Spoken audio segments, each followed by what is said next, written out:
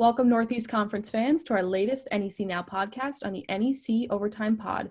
Today I am joined by St. Francis Brooklyn women's soccer players Brianna Van Giesen and Lauren Schultz. As part of the Northeast Conference's educational initiative focusing on voter registration, NEC Votes will be discussing the importance of young people engaging in the democratic process and voter registration on our own campuses. Thank you both so much for being here. Thank you for having us. Of course. So first, I would just like to discuss your paths to St. Francis. Brianna, you're a transfer from California, and Lauren, you're from West Virginia. What made each of you choose St. Francis to continue your academic and athletic careers? I actually transferred from a larger university, so seeing that St. Francis was a smaller college that I could build closer relationships and have opportunities like this made it very desirable for me, so I knew that it would be the right place to come. I transferred from California. I was looking for a new program, new start to play soccer, continue my career, and honestly, my coach, Giesen Lombardi, is the reason why I came. I had never seen the school or anything. I had a nice conversation with her for an hour, and it convinced me to come. And then I came and visited the school. I've dreamt my whole life of living in New York City, so I thought it was a perfect opportunity for me to come. And the school is small, which is what I like because our class sizes are really small, so it's more of a relationship and a better understanding of concepts and learning, which I really appreciate as opposed to a 300 class lecture. So I really liked coming to this school. I'm glad I did. Yeah, that's great. I'm glad to hear you both kind of found your place. And I have to imagine being in a small school, but in, one of the biggest cities in the world, you have, that focused learning and still all the opportunities that New York City has to offer. So that's great. I'm glad to hear you guys are both in the right place for you. And so speaking of, your team, the women's soccer team, you've successfully registered 100% of eligible players to vote. How are you and your team able to accomplish this? Yeah, so Bree really was the one that had the idea because we've seen a lot of other teams do it. Mm-hmm. And really we just started by having conversations with everyone on our team and just, trying to figure out where everyone was in the process. And then from there, I know Bree had some conversations and we just tried to, learn, if you're not registered, why, and would you, make the decision to register, and everyone agreed that it was a good decision and decided to register, so. Yeah, we have, another positive of St. Francis is there's a lot of internationals. Mm-hmm. So a few members on our team are internationals, and, even then, we had the conversation with them just to talk about it because obviously, America is a huge powerhouse in the entire world, so a lot of what goes on here affects everywhere else. So it's a cool conversation to have to see from both sides. And we talked with a lot of the younger freshmen who just didn't even understand the process altogether. So it was a cool way to get them involved and talk and understand and mainly educate about it. That was our big thing was just to educate, use your voice, whatever your opinion is, let that be. But you have the right to vote, you should exercise it. So it became a conversation, even amongst our coaching staff, we talked to them about it. One of our coaching staff was not registered to vote, and obviously he's older than us, and it was just a conversation as to why not, and it was a really great conversation. He ended up registering, which was a positive, I think. That's great. Yeah, it's just about having the conversation, definitely. A lot of people are just lost and don't really want to go through the process, so the fact that Lauren and I are both willing to sit down and all right, let's figure it out, let's get through it, here's the steps, I can help you to do it, definitely helped. And a lot of our girls understand the importance of it. It was just the matter of doing it. Yeah, it's great to see that you are getting out there and recognize the importance of it. And I'm assuming this is either your first or second presidential election, and you understand, the weight of the general election and what it stands for. So it's just great to see that people out on campuses are really trying to push this. It's not just coming from us at the NEC, it's happening on the ground. And just out of curiosity, how long did that whole process take, beginning your conversations to fully getting everyone registered? I think I started the conversation 2 weeks ago. Oh, wow. Okay, click. That's awesome. It was kind of stressed a little bit just because registration deadlines are coming up. The vote is we're 25 days away from the election.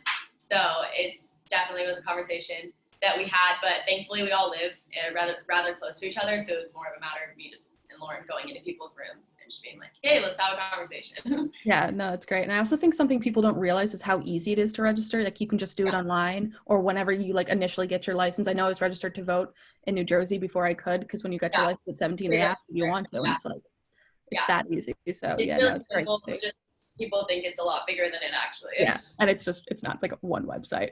Yeah, exactly. Yeah. So other than, the work you're doing on your team, which is fantastic, how else have you personally engaged with the democratic process? I personally, I live in West Virginia, so I had to apply for an absentee ballot, obviously. And I actually already received that, and I've already filled it out and voted, which is my first time voting, so I'm pretty excited.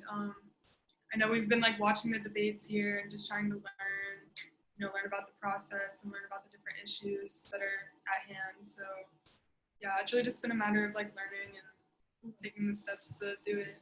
Yeah, that's great. You're ahead of me. I know my absentee ballot is like, not my absentee, my mail-in ballot is sitting downstairs and I have to do it. Yeah, Brianna, you were going to say something? I'm same as Lauren. I'm from California, so I'm waiting on my absentee ballot. My dad, it's on its way. It's like coming within the next day or so. And it's definitely like, we've had the conversation about how important it is to like fill it out, get it out there, because obviously there's a lot of question about mail-in voting and absentee voting. So it's like good to get it done, get it quickly. But yeah, I mean, same as Lauren, just educating yourself every day, like learning more things. Like we watch the debate even as a team. But one thing is like we obviously like we watch it and like certain newscasts are biased, so you need to make sure you're getting like all the information, not just from one side. So we try to learn and like read articles from both parties, from both sides, to like get a full understanding, so there's no like true bias in it, which obviously is hard, but definitely like an active thing we have to do. But yeah, I mean, other than that, it's just learning every day, trying to read more about it, understand the process, asking questions, having conversations. Yeah, that's awesome. I mean, NEC Votes is a nonpartisan initiative, so it's great to hear that you guys, in your own work are recognizing the importance of getting not even unbiased, but different biases, news sources into your, educational materials. It's, very, very important, especially now. Yes. So like regarding education, what are some common misconceptions or areas where you feel knowledge is just lacking regarding registration and the voting process in general? Sure. I think a common misconception that's like really important to bring up is the fact that voting is a right, but there's still, there's still people that have trouble or don't have the access that they need to actually exercise that right. Communities, the Black and brown communities, low-income communities that don't have, say, they may only have like one polling place and they have to go wait in line for hours, or they don't have, the resources to go out and vote. I just feel like, it's something that a lot of people don't realize is a thing, especially when you come from a place of privilege where you have the access and you never have any issues with it. So I just think that's really important, because for people that think that their vote doesn't matter, it does, especially when you're voting and your voice can help those that can't vote. So I think that's just really something really important to bring up. Yeah, you're right. And I feel like a lot of people, don't even consider that, and they take the right to vote as for granted. I was talking to Carlos Ruiz from Sacred Heart. He was telling me about how a year or two ago during a primary election that students from Sacred Heart who were registered to vote in, the area Sacred Heart is in, were going to polls and being turned away or being severely questioned, just regular college students, because people didn't want them voting in that area. So it's crazy. It could happen to any of us regardless of background or whatever. So yeah, no, that's a very, very important point. Yeah. I would say another misconception that Lauren and I definitely try to stress is that your voice matters. A lot of people think that, we are really big in community service about going to pick up local community service of doing picking up trash days. We've had 2 in the past weekends of just going to pick up trash, and it's okay, yeah, one piece of trash on the ground might not make a huge difference, but if every single person in the world is littering, it's gonna make a difference. And obviously we're seeing the effects of that.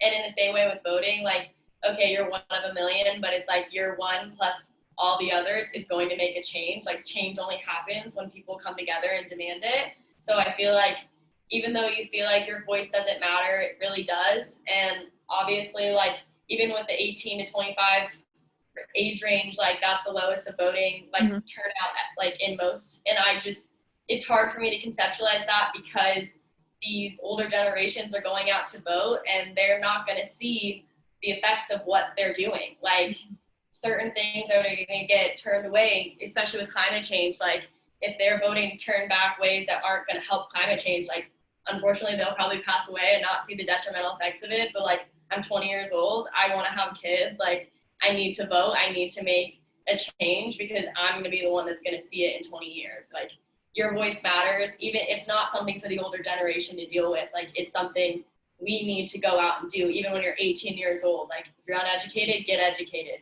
Go out, make a change, make your voice heard. And I just feel like that is, like, one big misconception about voting, is that your individual vote doesn't matter, but it definitely does. Yeah, for sure. Because if every single person that, like, was like, oh, I'm not going to vote, it doesn't matter what I say, if every single person did that, millions of people wouldn't vote, and millions of people don't vote, which I feel like is why it's been such a big push this year. And it's crazy how, regardless of who wins this election, it'll be our oldest elected president, you know, at time of inauguration.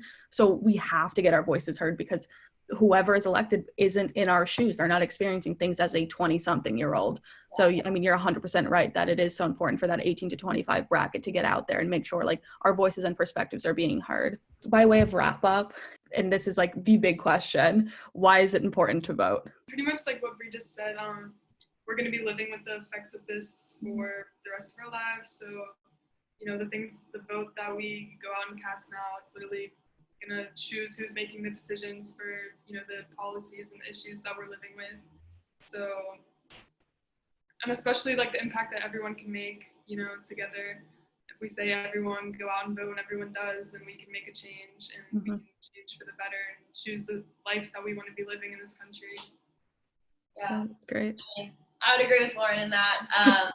But even, like, a lot of people, like, think voting has to just do with, like, the presidential election, and, like, obviously that plays a big part of it, but, like, local and state elections matter too. They affect, like, every aspect of our life. Like, roads that you drive on are affected by politics, are affected by voting. Like, that kind of, like, something so small that you don't think is affected by it. Like, you could say you're not into politics all you want, but you're a part of this society. Like, you are affected by it, and it's like everything we do, like, voting matters, and you have to get out there and get your voice heard, because otherwise maybe the people you don't agree with are still going out there and getting their voices heard. And it's like, if something happens, like, you need to go out, you need to make sure you're doing everything in your power to make the world that you want to see. Like, I don't know, I just feel like it's, like, very important to go out and vote, like, even in state and local elections, when, like, choosing Senate, like, your representatives, things like that, like, they make choices for you, choosing the people who go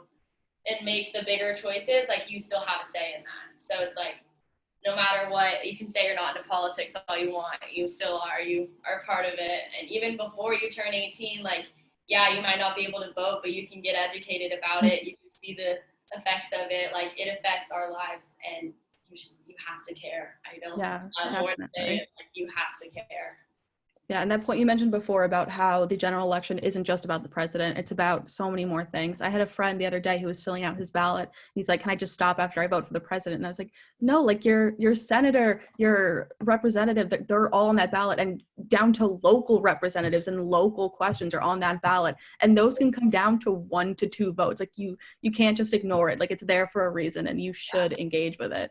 But yeah, like, that's an important with part. the senator, like what you just brought up, like, the senator right now is electing who the Supreme Court justice is, which will overturn things like Roe v. Wade. Like, you appoint your senator, you vote for that senator makes the decision of who overturns possibly women's rights. Like, your voice matters. You need to know that it matters. Like, it affects everything. And I feel like it just shows, like, a lack of education on the kind of government as a whole, because it's built on a system of checks and balances. And if you're not voting on all the balances, it's not going to work. But exactly. yeah 100%. And that's a very, very important point, and something we've been trying to stress during NEC votes. That's not just the presidential election, it's the general election. It covers a lot of things.